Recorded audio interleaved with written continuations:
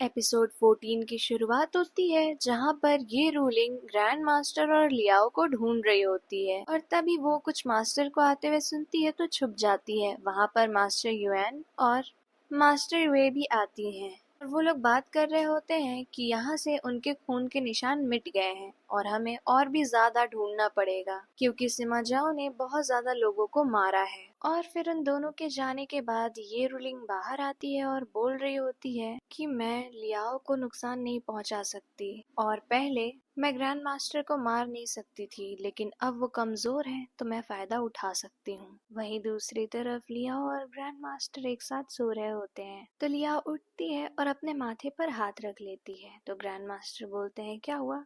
तो लियाओ बोलती है मुझे स्पेयर कर दीजिए, अब मुझसे नहीं होगा। तो ग्रैंड मास्टर पूछते हैं तुम्हें ये नहीं पसंद और ग्रैंड मास्टर लियाओ की तरफ अपना हाथ बढ़ाते हैं तो लियाओ बोलती है नहीं मुझे नहीं पसंद और देख रही होती है तो बोलती है आप इतने ज्यादा हर्ट हैं कि आपका ट्रुथ स्पेल भी काम नहीं कर रहा। फिर ग्रैंड मास्टर उठ के बोलते हैं तुमने कहा तुम्हें अच्छा नहीं लग रहा, जिस पे लियाओ पूछती है क्या आपको अच्छा लग रहा है, जिस पे ग्रैंड मास्टर बोलते हैं बिना ट्रुथ स्पेल के भी मैं जान सकता हूँ कि तुम सही बोल रही हो या नहीं। तो लियाओ मन ही मन सोच रही होती है कि ये क्या है, ऐसा लगता है वो स्पिरिट फायर सही बोल रही थी, ये सच में मुझे पसंद करने लगे हैं। और जैसे ही ग्रैंड मास्टर उनके पास आने वाले होते हैं तभी लियाओ एक पत्ता उनके फोरहेड पे लगा देती हैं और बोलती हैं कि ये सिरीन वेल से है, ये दिमाग साफ रखता है। उसके बाद लियाओ बाहर आ रही होती है और सोच रही होती है कि ये तो इंजर्ड भी नहीं है और पीछे पीछे ग्रैंड मास्टर आते हैं और बताते हैं कि ये जगह माइंडस्केप है, ये आधे और दिन में गायब हो जाएगी। जिस पे लियाओ बोलती है कि अच्छा इसीलिए यहाँ पर अंधेरा नहीं होता है। फिर वो ग्रैंड मास्टर को बताती है कि उन इमॉर्टल ने कहा था कि यहाँ और भी ज्यादा स्पिरिट फायर है, इसका क्या मतलब हुआ। तो ग्रैंड मास्टर बोलते हैं कि वो शी के सीक्रेटली रेज किए हुए स्पिरिट फायर की बात कर रहे हैं। तो जिस पे लियाओ बोलती है लेकिन वो सीक्रेटली क्यों रेस कर रहे हैं, क्योंकि स्पिरिट फायर तो सिमा क्लैन के लिए होती है। तो ग्रैंड मास्टर पूछते हैं तुम्हें पता है ये, तो लियाओ बताती है हाँ रिकॉर्ड्स में पढ़ा था कि ये सिमा क्लैन के लिए होती है और इसके थ्रू सिमा क्लैन के लोग इमोर्टैलिटी पाते हैं। जिसमें ग्रैंड मास्टर मुस्कुरा रहे होते हैं और बोल रहे होते हैं कि इमोर्टैलिटी सिर्फ एक मजाक है। पास्ट में जब भी किसी ने इमोर्टैलिटी पाई है तो दुनिया भर में स्पिरिचुअल पावर का बहाव आ जाता है। जिस पे लियाओ बोलती है हाँ ये तो मैं जानती हूँ। और इस पे ग्रैंड मास्टर बोलते हैं कि ये सब झूठ है, सच तो ये है कि उन्हीं इमॉर्टल के जो बॉडी और पावर होती है वो इस दुनिया में स्पिरिचुअल पावर की तरह बहने लगती है। जिसके बाद लियाओ बोलती है तो इसका मतलब वो लोग ये सब इसलिए कर रहे हैं। जिस पे ग्रैंड मास्टर बोलते हैं क्योंकि वो लोग जान गए हैं कि ये सब फेक है। ग्रैंड मास्टर बोलते हैं कि सिमा क्लैन के अलावा कोई और नहीं जानता कि ये कर्स सिर्फ और सिर्फ स्पिरिट फायर को मिलाने से होगा। जिस पे लियाओ बोलती है अरे आपने मुझे अभी अभी ये सीक्रेट बता दिया। ग्रैंड मास्टर बोलते हैं तुमसे मुझे कुछ छुपाने की जरूरत नहीं। तो जिस पे लियाओ बोलती है इसका मतलब मास्टर शी ने ये सब जान लिया था, इसीलिए वो एक और स्पिरिट फायर बना रहे हैं। जिस पे ग्रैंड मास्टर बोलते हैं हाँ इसीलिए उसने बाइफिंग माउंटेन क्रिएट किया पर मैंने उसे मिटा दिया, लेकिन उस इमॉर्टल ने कहा कि अभी वो फायर जल रही है, इसका मतलब उसने फेंक्शन ब्लड कहीं तो रखा है। जिस पे लियाओ बोलती है तो क्या आप मास्टर शी को मारेंगे। तो ग्रैंड मास्टर बोलते हैं उसे मारने से कुछ नहीं होगा, मुझे हिडन फायर 9 स्पिरिचुअल पीक्स पे प्लांट करनी होगी जो नरिश करती है शी फैमिली को। और फिर जब मुझे शी की स्पिरिट फायर मिल जाएगी तो मैं उन सारी 9 पीक्स को इग्नाइट कर दूंगा, जिसकी वजह से शी फैमिली की सेंचुरी पुरानी डिल्यूजन बर्बाद हो जाएगी। तो लिया बोलती है लेकिन आप तो अभी अभी जगे हैं, अगर आप वापस बेहोश हो गए तो मेरे पास तो कोई दवा भी नहीं है। जिस पे ग्रैंड मास्टर बोलते हैं मेरे पास और भी तरीके हैं शी फैमिली को बर्बाद करने के और जब तक मैं नहीं चाहूंगा कोई मुझे नहीं मार सकता है। जिस पे लिया पूछती है तो क्या आप अब भी मरना चाहते हैं। तो ग्रैंड मास्टर बोलते हैं तुमने इतनी मेहनत करके मुझे बचाया है, मैं नहीं मरूंगा। जिस पे लिया पूछती है अब हम कहाँ जाएंगे तो वो बोलते हैं शी फैमिली में और उधर वो पूरा माइंडस्केप टूटने लगता है। और दूसरी तरफ ये रूलिंग मास्टर शी से मिलती है और पूछ रही होती है कि आप क्या करेंगे सिमा जाओ के मिलने पे। तो वो बोलते हैं मैं उसे वापस से सील कर दूंगा। जिस पे ये रूलिंग बोलती है मुझे ऐसा लगता है आपके और भी प्लान्स हैं। तो मास्टर शी बोलते हैं आप क्या कहना चाहती हैं। जिस पे ये रूलिंग बोलती है कि आपका ही काम था बाइफिंग माउंटेन और उसमें से सारा टेंशन का ब्लड कहाँ चला गया।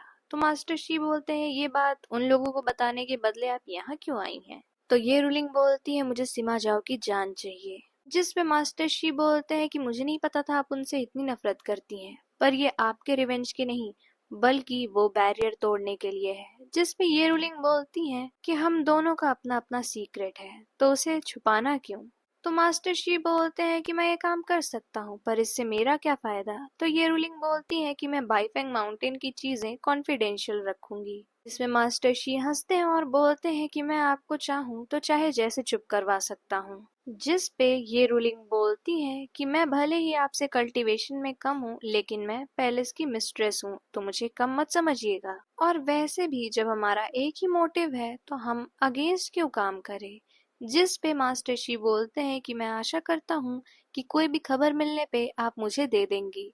तो ये रूलिंग बोलती है कि मुझे भी आशा है कि आप अपने वादे पर टिके रहेंगे। वहीं दूसरी तरफ जेनशु अपनी एक आंट से मिलते हैं और वो दोनों मिलकर सिमा जाओ को ढूंढने जाते हैं। वहीं दूसरी तरफ ग्रैंड मास्टर और लियाओ लो रिवर में होते हैं, जहां ग्रैंड मास्टर ने उन लोग के ऊपर इनविजिबिलिटी स्पेल लगाया होता है जिससे कोई उन्हें देख नहीं पाता। तो लियाओ बोलती है हमें अभी थोड़ा छुप कर ही रहना चाहिए क्योंकि हम वेकेशन पे नहीं है।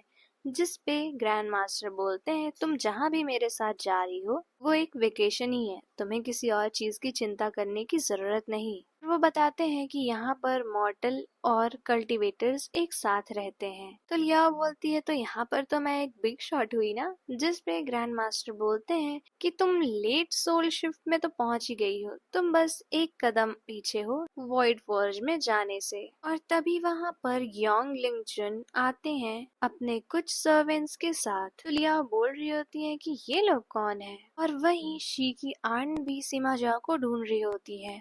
और तब तक वो लियाओ और सिमा जाओ को ऊपर देखती हैं और उन लोग के पीछे पीछे भागने लगती हैं। फिर वो दोनों एक कमरे में जाकर छुपते हैं तो वहाँ पर शी भी आ जाती है।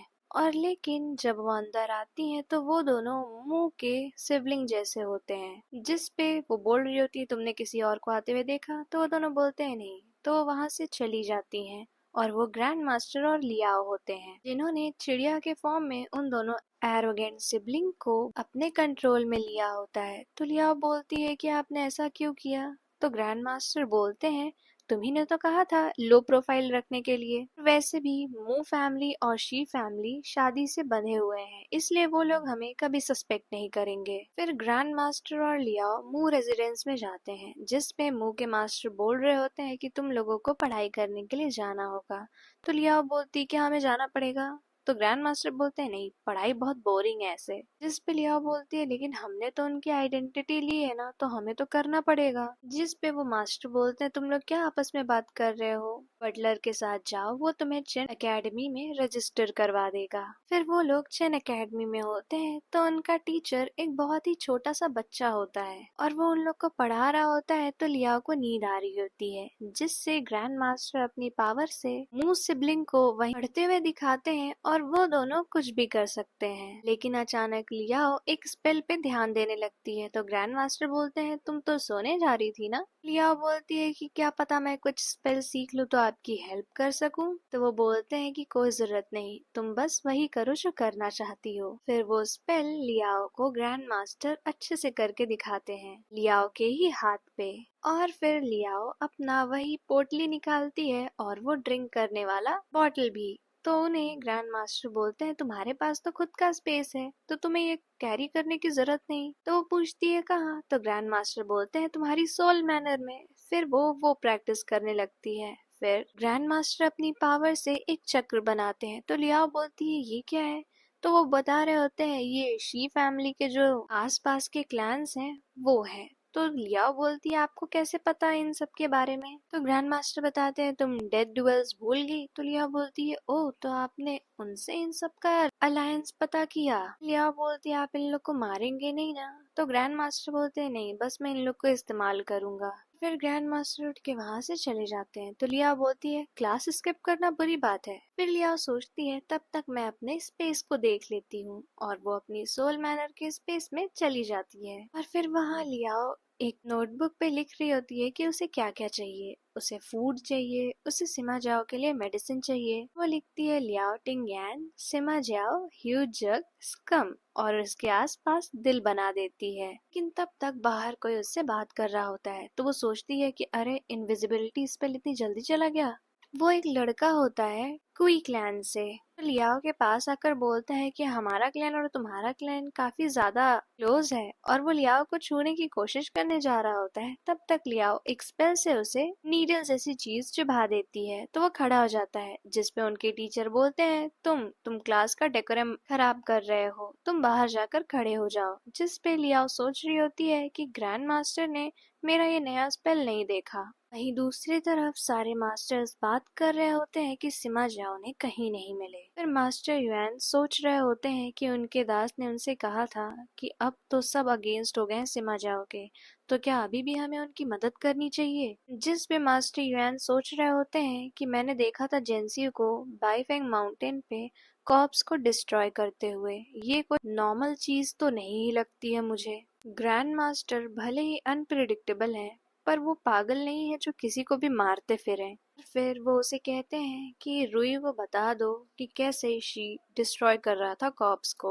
और तब तक मास्टर शी से पूछते हैं कि क्या बाइफिंग माउंटेन आपका किया हुआ था। लेकिन मास्टर शी की कुछ बोलने से पहले ये रूलिंग बोल देती है कि आप सिमा जाओ की बातों पे भरोसा मत करिए। मुझे ऐसा नहीं लगता कि ये मास्टर शी ने किया होगा और उन्होंने हमसे जानबूझकर अपना कल्टीवेशन लेवल नहीं छुपाया होगा। जिस पे मास्टर सिंह बोलती हैं कि ये सही बोल रही है और वैसे भी अगर इनको ह्यूमन ब्लड ही चाहिए होता तो भी ये इतना बड़ा बाइफिंग माउंटेन क्यों बनवाते। इस पे मास्टर शी बोलते हैं हमारा अभी का सबसे जरूरी काम ये है कि हम सिमा जाओ को पकड़कर उसे सील करें। और फिर सभी मास्टर्स के जाने के बाद मास्टर शी अपने बेटे को बोलते हैं कि पता लगाओ कि री को क्या पता है। वहीं दूसरी तरफ लियाओ को एक लड़की आकर बोलती है कि तुम कल आ रही हो ना, कल एक गैदरिंग होगी जहाँ पर हम लोग मजे करेंगे।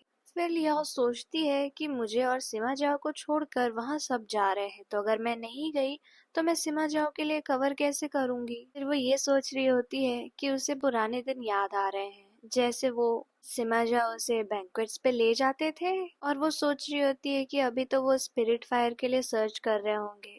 फिर वो सोच रही होती है कि ये लॉन्ग डिस्टेंस रोमांस जैसा क्यों लग रहा है। वहीं दूसरी तरफ ग्रैंड मास्टर शी क्लैन के स्पिरिट पूल में होते हैं और वो देख रहे होते हैं कि इसमें तो स्पिरिचुअल पावर काफी ज्यादा है। और फिर वो वहां पर फायर को प्लांट करते हैं और वहां एक आदमी आता है तो वो उसे अपने वश में करके बोलते हैं अगर तुम यहाँ पर फंक्शन की स्पिरिट फायर को महसूस करो तो मुझे तुरंत रिपोर्ट करना। वहीं दूसरी तरफ ये रूलिंग सोच रही होती है कि कहीं मैं अगर सिमा जाओ को मरवा दूं तो टिंग्यान तो खतरे में नहीं पड़ जाएगी। तभी उन्हें कुछ आवाजें आती हैं तो वो उसके पीछे पीछे जाती हैं और बोलती हैं कि तुम बाहर आ सकते हो। तो वहां से निंजू बाहर आते हैं। वो बोल रहे होते हैं कि मैं ग्रैंड मास्टर और लियाओ को ढूंढने जाना चाहता हूँ। तो वो बोलती हैं कब जाओगे। तो निंजू बोलते हैं जितना जल्दी होगा उतना सही होगा। फिर वो बोलते हैं कि क्या मैं तुम्हारे साथ आज रात रुक सकता हूँ क्योंकि मेरा मन बहुत ज्यादा कर रहा था तुम्हें देखने का, तुमसे बात करने का। पर ये रूलिंग बोलती है कि नहीं, तुम्हें अपने कमरे में होना चाहिए। और ये रूलिंग वहां से जाने वाली होती है लेकिन तभी नियंजू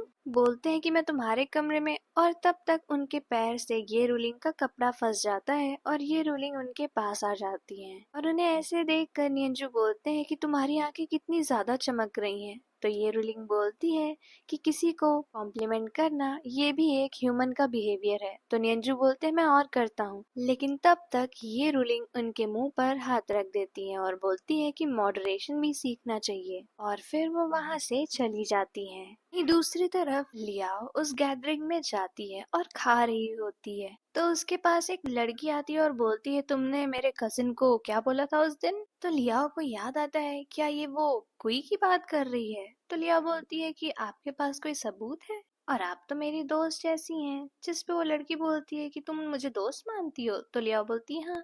तो वो बोलती है थैंक यू। तब तक उसके साथ का एक लड़का वहाँ आता है और बोलता है तुम इसे थैंक यू को बोल रही हो। और वो लियाओ को बहुत सारी बातें बोलने लगता है जिस पे लियाओ सिर्फ यही बोल रही होती है कि आप सही बोल रहे हैं और सब हंस रहे होते हैं। फिर वो दोनों वहाँ से चले जाते हैं तो वो लड़का उस लड़की से बोल रहा होता है कि तुमने तो कहा था कि ये बहुत ही ज्यादा गुस्से वाली है पर ये तो कुछ बोल ही नहीं रही। फिर लियाओ ड्रिंक कर रही होती है और कुछ लोग बात कर रहे होते हैं कि ग्रैंड मास्टर ने कैसे लोगों को मारा। तो लियाओ सोचती है कि आखिर उन लोगों ने इस सच पे पर्दा डाल ही दिया। लेकिन वहाँ पर एक लड़की बोलती है कि तुम नहीं जानते हो कि वो हमारे कितने अच्छे एल्डर हैं। अगर मुझे ग्रैंड मास्टर को सर्व करने का मौका मिला तो मैं तो जरूर करूंगी। लेकिन तब तक लियाओ सोच रही होती है कि ये कितनी बुरी बात है कि मैं जब चाहूँ सिमा जाओ को देख नहीं सकती। लेकिन तब तक उनके बगल में सिमा जाओ आकर खड़े हो जाते हैं और वो उन्हें देखकर बहुत खुश हो जाती हैं। और यहीं पर एपिसोड 14 एंड हो जाता है।